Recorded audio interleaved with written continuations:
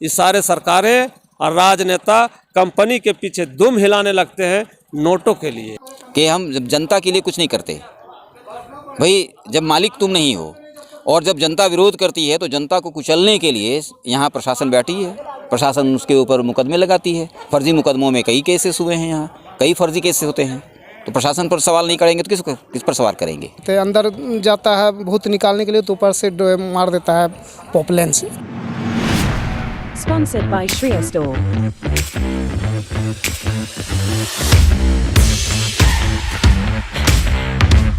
अभी हम आपका भाषण सुन रहे थे, हम समझ भी रहे थे कि आप एनटीपीसी के बारे में बोल रहे थे। तो ये तो आप पहले ये बताइए कि एनटीपीसी जब आई थी तभी बीजेपी की सरकार थी, और अभी जब है वर्तमान में, अभी झारखंड सरकार में कांग्रेस की सरकार है और जेएमएम की सरकार है। साथियों, ऐसा है कि सरकारें कोई भी हो, ये सारे के सारे जो सरकार होती हैं वो कंपनी पर होती है। उसका कारण ये है कि सरकार में और जो राजनेता होते हैं इनके पास दो मजबूरी होती है, एक नोट का और एक वोट का। जब इनको वोट किया जब बनने का होता है तो इनको वोट नज़र आता है। जब वोट की समस्या होता है, जनता के पास वोटर है तो वोट के लिए जनता के पास झूठा सच्चा वादा करके वोट लेता है। लेकिन वही जब ये आगे बढ़ जाते हैं, इनका महत्वाकांक्षा बढ़ जाता है, तब इनका ज़्यादा नोट की आवश्यकता है। और जब नोट तो कोई जनता देता नहीं है, इसलिए नोट तो कंपनी देता है। ये सारे सरकारें और राजनेता कंपनी के पीछे दुम हिलाने लगते हैं नोटों के लिए। मामला ये है, इसलिए भाजपा कांग्रेस की बात नहीं है, बात है हम कितना संकल्पित हैं जन भावना को लेकर, जन सवालों के लेकर, ये बात बड़ी होती है। तो लेकिन जब रघुवर दास की सरकार थी उस समय भी कंपनी का रवैया वैसे ही था, उसमें तो उसकी पूरी खुली छूट थी, कोई रोकने टोकने वाला नहीं था। लेकिन अभी ऐसा क्या कारण हो गया कि उसी व्यवस्था में भी अभी कंपनी चलती आ रही है? यहाँ के विधायक जो हैं वो बोलते हैं कि कंपनी किसी की सुनती नहीं, तो फिर चला कौन रहा है? सवाल ऐसा है कि विधायक कंपनी का जब विधायक कंपनी का सुनने लगा, सवाल तो ये बात है, जब आप विधायक की बात कहें तब मैं इस बात को कर रहा हूँ कि सवाल ये बात है कि जब विधायक के माता पिता भी विधायक रहे थे और जो उनके माता जी के साथ जो कंपनी ने कराया, जो पिताजी को कराया, आज वो विधायक इनके माता पिता को तड़ीपार करवा दिया। वो तो रघुवर दास की सरकार पे ठीक है। ऐसा लिया हूँ कि तड़ीपार रघुवर दास ऐसी की तैसी, कंपनी का उसमें मुख्य रोल था, जिसके कारण से, चूँकि मैं आपको बता दूं, मैं जोगिंदर साहब निर्मला देवी का डिफेंस भी करता था हजारीबाग न्यायालय में, और इसके पीछे सारा कंपनी था। सरकार तो थी, सरकार अलग कारण था कि सरकारी राजनीतिक हिसाब किताब से था। लेकिन आज के डेट में जो विधायक है उस बात को भुलाकर कंपनी के साथ गठबंधन कर लिया, कंपनी के साथ हाथ मिला लिया और कंपनी के फायदे के लिए कार्यक्रम चलाने लगा। तो इस परिस्थिति में किस विधायक की बात करते हैं जो कहा कि उनको नोट चाहिए? वोट जब आता है तो वोट के लिए झूठ सच करते हैं, नोट के लिए भी वो सारा कार्यक्रम चला रही है, नोट के लिए, अभी वोट के लिए नहीं। आगे बोलिए। दाढ़ी का एक स्कूल हमने कवर किया परसों, जाके देखिए चारों तरफ से खदान है, बीच में छोटे छोटे बच्चे पढ़ रहे हैं। वो वही बच्चे हैं जो विस्थापित होकर कंपनी को ज़मीन दे के आप पढ़ा रहे हैं। तो क्या ये सही है? एकदम बिल्कुल गलत है। अभी तो स्कूल की बात हुई, जिस मुहिम पर भारतीय जनता पार्टी और ये लोग चला रहे हैं धर्म की बात पर, यहाँ सैकड़ों हिंदुओं का मंदिर टूटेगा, सैकड़ों मुसलमानों का मस्जिद और जलसा जितना भी चीज़ है वो टूटेगा, करबला टूटेगा, शमशान टूटेगा, कब्रिस्तान टूटेगा, सब का सब खदान मिट जाएगा। तब हमारा धर्मनिरपेक्षता और यहाँ के लोग जो रंग भेद में व्यस्त हैं इनका क्या होगा? इसलिए साथियों, सभी बात एक बात की है कि कंपनी जो है जन विरोधी है। कंपनी जो है यहाँ के स्थानीय लोग के लिए किसी भी कीमत पर वो उचित नहीं है। कंपनी को जाना चाहिए, और यहाँ कंपनी रात दिन गलत कराता है। आज आप देख लीजिए बड़कागांव थाना में जितनी भी गाड़ियाँ हैं, खाने से लेके घूमने से लेके सारा पुलिस प्रशासन को, बड़े अधिकारी को सारा कंपनी देता है। तो आप बता दीजिए, कंपनी के सवाल पर अगर जनता खड़ा होगा तो ये प्रशासन सुनेगा जनता की, कंपनी का? पुलिस पे उंगली उठा रहे हैं। मैं दुनिया के किसी पर उंगली उठा सकता हूँ, हमको तो लाइसेंस मिला हुआ है। तो फिर ग्रीन बेल्ट वाली बात क्या करेंगे? अब ग्रीन बेल्ट कहीं पे ही नहीं है। जिस हिसाब से आप ग्रीन बेल्ट की बात कर रहे थे, ग्रीन बेल्ट एनटीपीसी का कहीं पे भी धरातल पे नहीं है। ग्रीन बेल्ट एनटीपीसी के धरातल पर नहीं है, उसको हम कानूनी रूप से हम लोग लिखा पढ़ी कर रहे हैं, कानून न्यायालय में ले जा रहे हैं।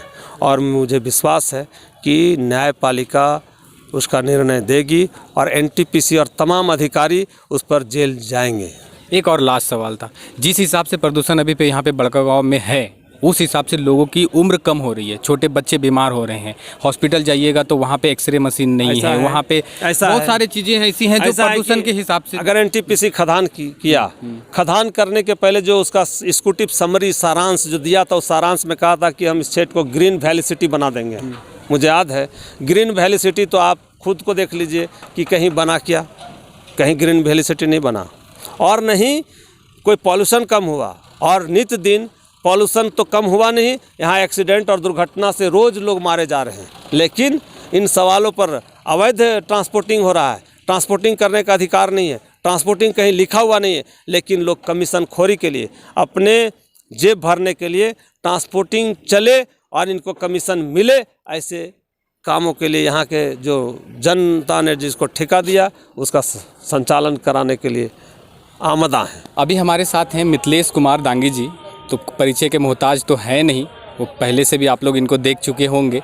तो आज ये सभा हो रही थी, इसमें ये भी आए हुए थे, तो हम जानने की कोशिश ये करेंगे कि ये सभा में ये आए थे, किसानों की सभा थी, कुछ नेता भी थे, तो यहाँ पे जो बातें चल रही थी, एनटीपीसी के बारे में चल रहा था, प्रदूषण के बारे में चल रहा था, किसानों की ज़मीन के बारे में चल रहा था, तो क्या बताते हैं, इनसे कुछ सवाल करेंगे। सबसे पहले तो आपका पंचायत न्यूज़ में स्वागत है। धन्यवाद जी। और सबसे पहले तो आपको झारखंडी जोहार। जोहार। तो यहाँ पे जिस हिसाब से बात हो रही थी कि कंपनी प्रदूषण की रोकथाम करे, तो इसके बारे में क्या आप बोलें? देखिए, भारत का संविधान अगर आप देखेंगे तो भारत के संविधान में आप प्रथम पंक्ति या प्रथम शब्द हम भारत के लोग से जो शुरू होता है और अंतिम जो निर्णय सब आए हैं और जो अभी उसमें परिवर्तन सब आए हैं, कहीं भी भारत में पूंजीवाद का समर्थन नहीं किया गया है संविधान में। दुर्भाग्य से इस देश में हमारी जितनी भी सरकारें आई, संविधान समाजवाद की बात कहता है, लेकिन सभी सरकारें पूंजीवाद की तरफ बढ़ गईं और आज पूरे देश में एक पूंजीपति को देश के 87% जो संसाधन है, जो व्यापार है, उस पर कब्जा कर दिया है। इस तरीके से देश पूंजीवाद के गिरफ्त में बढ़ता जा रहा है। उसी पूंजीवाद की गिरफ्त के कारण इस क्षेत्र में एनटीपीसी कहने को तो सरकारी कंपनी है, सब लोग जानते हैं कि भाई सरकारी कंपनी है, लेकिन सरकारी कंपनी में भी एमडीओ के माध्यम से, जिसको माइंस डेवलपर ऑपरेटर कहते हैं, एमडीओ के माध्यम से निजीकरण किया गया है। और यही है कि जब ये कोई कंपनी जब निजीकरण करती है, निजीकरण हो जाता है, तो ना उसको क्षेत्र की चिंता होती है, न पर्यावरण की चिंता होती है, न समाज की चिंता होती है। उसकी चिंता सिर्फ एक ही होती है, और वह होती है कि ज़्यादा से ज़्यादा मुनाफा कमाना, पूंजी कमाना, पूंजी बनाना। तो उसी रास्ते पे ये भी चलते हुए ये ना तो पर्यावरण की चिंता कर रहा है और ना ही लोगों की चिंता कर रहा है। आज भी यहाँ आपने सुना कि भाई 2 व्यक्ति की मृत्यु हो गई है एक्सीडेंट से, और जो एक्सीडेंट हुआ है वह इस कारण हुआ है कि एनटीपीसी को मिला है, आप ओवरहेड ले जाएंगे कोयले को, लेकिन आज मिलीभगत से प्रशासन और कुछ राजनेताओं की मिलीभगत से ये जो ट्रांसपोर्टेशन का काम चल रहा है वो गैर कानूनी ढंग से चल रहा है, इसकी वजह से एक्सीडेंट्स हो रहे हैं। यहाँ जो प्रदूषण का मामला है, प्रदूषण में इसको प्रतिदिन एक हर चौराहे पर एक बोर्ड लगाना चाहिए और उसको बताना चाहिए कि आज की स्थिति क्या है, कार्बन डाइऑक्साइड की स्थिति क्या है, धूलकण की स्थिति क्या है, ये सारा कुछ लगाना चाहिए। आपने कहीं शायद बोर्ड नहीं देखा होगा।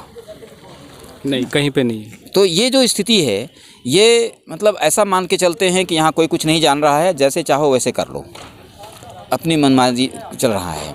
दूसरी बात, ये जो पूरा कोल ब्लॉक ही है इनका, जो पूरा कोयला खदान चल रहा है इनका, वो इलीगल है। अब सरकार पे सवाल उठा रहे हैं। बिल्कुल सवाल उठा रहे हैं। मैंने एक आरटीआई लगाया है पीएमओ को।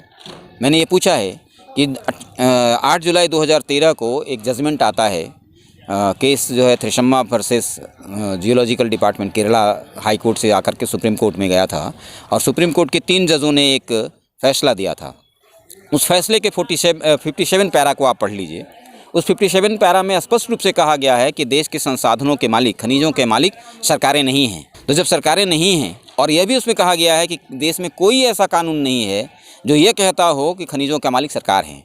जब सरकार मालिक नहीं है तो सरकारें कोयला आवंटन क्यों करती हैं? यही अवैध है। एक सवाल और था कि अगर जिस हिसाब से अभी प्रदूषण का लेवल देखें, उस तरह से लोगों की उम्र घटती जा रही है। ये एक तो सबसे पहले तो एक बोलेंगे, कहावत लोग अभी बोलना चालू किया या पहले से भी बोलते आ रहे हैं कि फसल के साथ साथ आप नस्ल भी बर्बाद कर रहे हैं। देखिए, जब कोल डस्ट जाता है तो होता क्या है कि ये जो देश है, इस देश में ये जो विकास का तरीका चल रहा है, ये विकास का तरीका विकास है ही नहीं, ये विनाश का तरीका है। मैंने पहले ही कहा कि पूंजीवाद जब चलता है तो पूंजीवाद समाज और देश के लिए नहीं चलता, वो अपने मुनाफे के लिए चलता है। तो जब यहाँ पर जब माइनिंग होती है, माइनिंग होने के साथ साथ उसमें दो तरह के पॉल्यूशन ज़बरदस्त होते हैं। पहला तो ध्वनि प्रदूषण होता है, और ध्वनि प्रदूषण में ऐसा है कि इनको एक ख़ास डेसिबल से ज़्यादा ब्लास्टिंग नहीं करनी होती है, लेकिन ये उस तरह की चीज़ों को नहीं मानते, ये अपने मन मर्जी करते हैं। क्योंकि इस देश जब पूंजीपति का शासन होता है, पूंजीवाद बढ़ता है तो भ्रष्टाचार बढ़ता रहता है। समाजवाद में भ्रष्टाचार उतना नहीं होता जितना पूंजीवाद में होता है।